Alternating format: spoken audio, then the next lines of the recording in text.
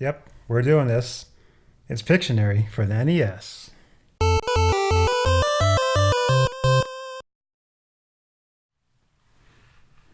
Alright, so LJN, huh? The so-called Rainbow of Doom. So I feel LJN often gets a bad rap, you know. A lot of people would say, oh, they only made crappy games. Well, they didn't make any games at all. They were strictly a publisher. So I'm not sure if everyone knows that. Now, are their games the best on the system? Not necessarily, but you know, compared to some of the unlicensed games on the system, I'd say the LJN games aren't that bad. You know, they're at least playable. So I know there's a great YouTube channel called the LJN Defender where he defends like LJN games, and I know he's playing a character, but I just think the whole concept of that is hilarious.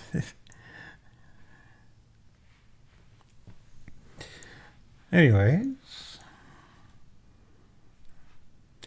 what do you do when you have a crowd over for a party? Pull out the Pictionary board game, of course.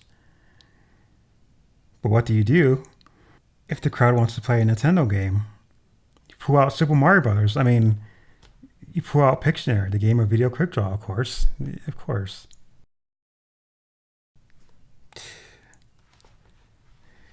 But yeah, Pictionary. It's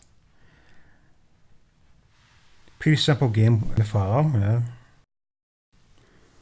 One thing that's very notable about this version is the music in this game is like amazing, simply amazing. It's like no Pictionary game should sound this good. I know the music was composed by Tim Follin, so that explains it right there. Anything he does is like phenomenal. But yeah, let's unbox this, shall we?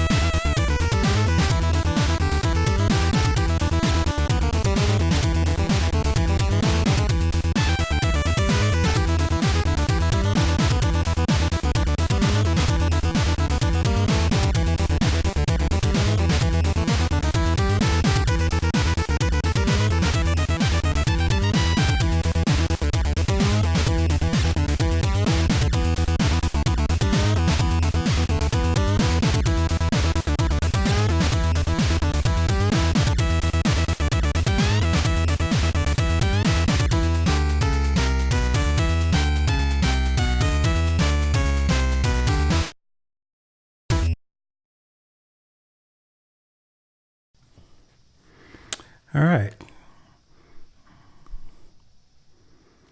So the best way to open these is just get underneath the tab here and gently pry it up.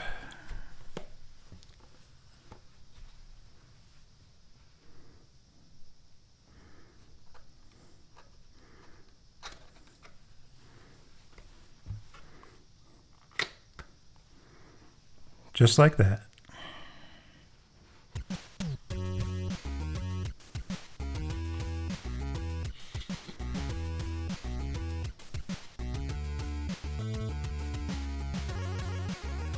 So there are the insides.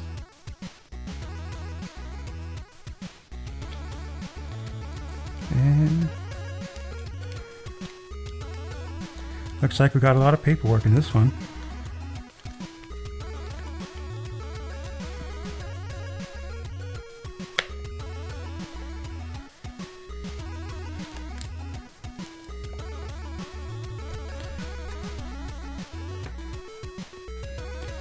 And just a styrofoam piece inside.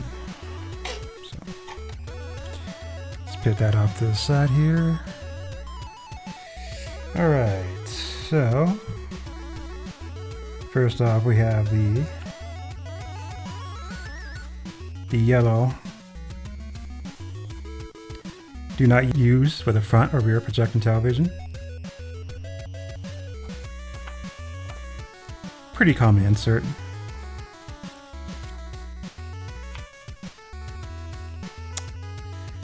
And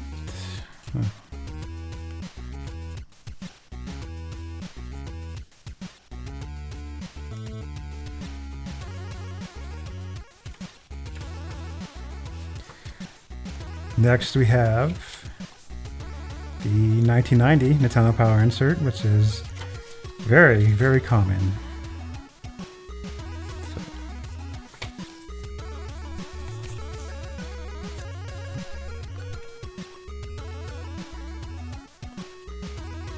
Then we have the poster.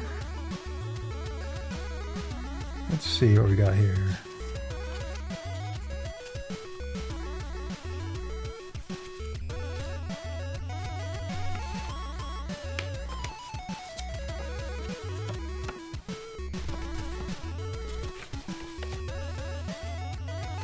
So we got Power Play series. We got NFL, X-Men, Rowan Rocker, which is like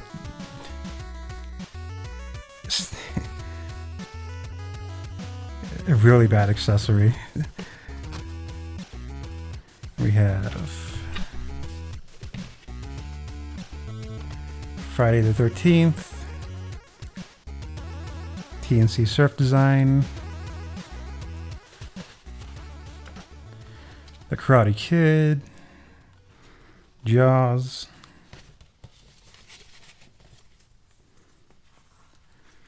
Who Framed Roger Rabbit, Major League Baseball, and Gotcha the Sport.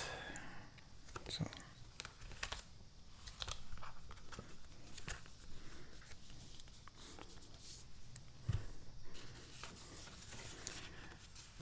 And we have the warranty registration.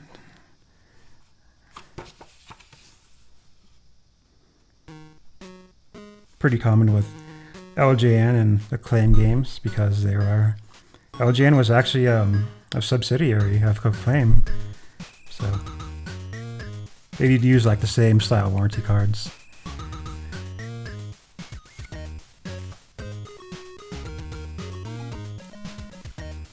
We have the manual.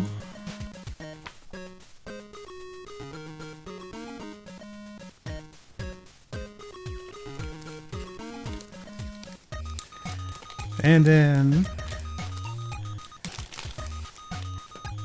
the game itself.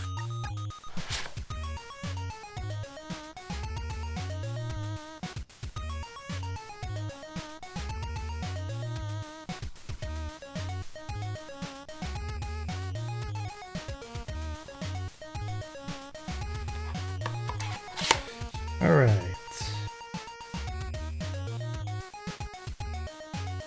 Now onto the manual.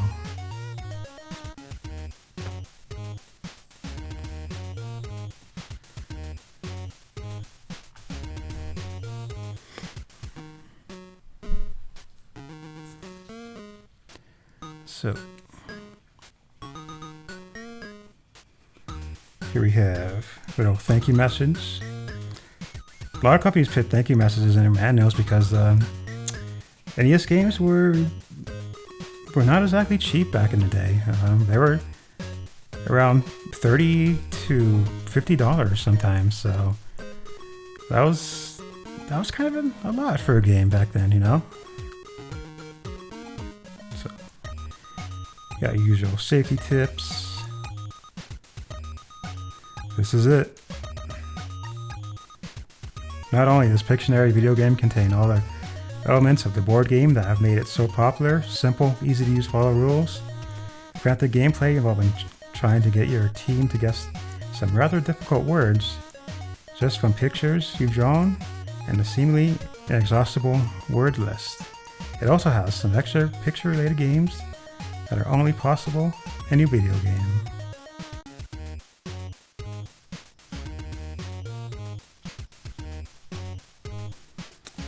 So, some general info. So, right off the bat, you can choose from 3 different modes in this game. There's a regular game, an alternate game, and drawing practice.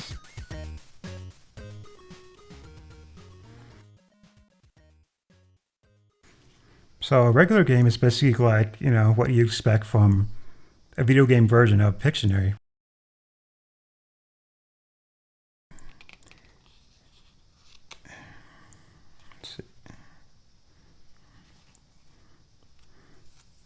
So playing the board, games that we play. So if you're playing this with one team and one player, or 2 teams with 1 player each, you only play like these mini games. You don't draw anything at all. So, but if you're playing with like 2 or more teams with 2 or more players, then you kind of alternate between the drawing portion and mini games. So that's kind of neat how they did that. So here are the mini games. First one is Attack of the Paint Zombies, which is basically like your Space Invaders clone, where you're like a paint bucket and you have to drop paint on the invaders. Pretty simple.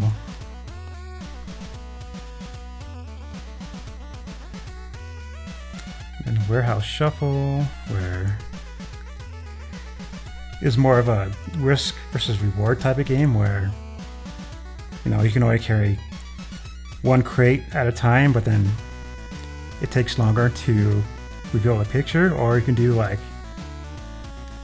5 or 6 at a time, which makes you move slower, and of course you're a bigger target for the gremlins that attack you here. So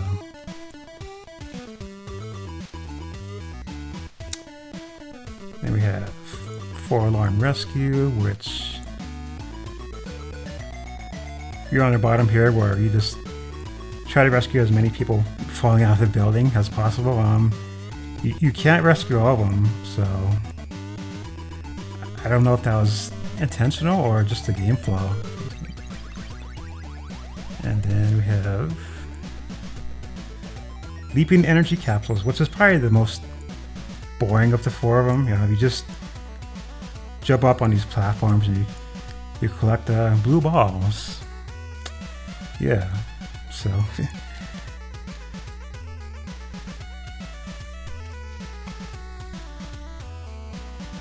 let's draw a picture. So the drawing portion of this game is, it's not the best, but considering the NES's limitations, I guess it's okay from what they had to work with. It's kind of hard to draw like things that are more round compared to things that are more square, but you try your best, and that's all you can do. So what about the all play thing?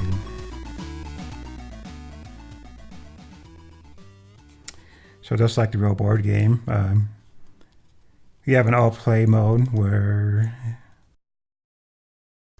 everyone closes their eyes except for the artist.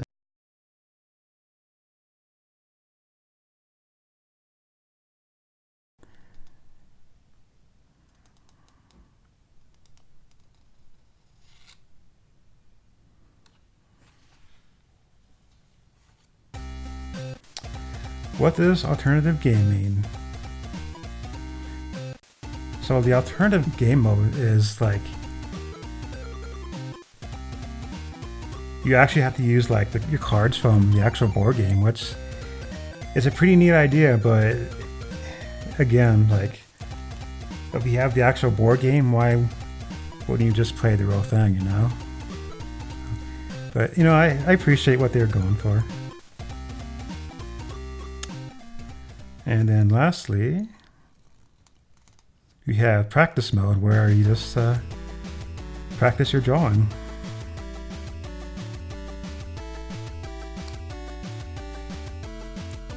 But yeah, there you have it.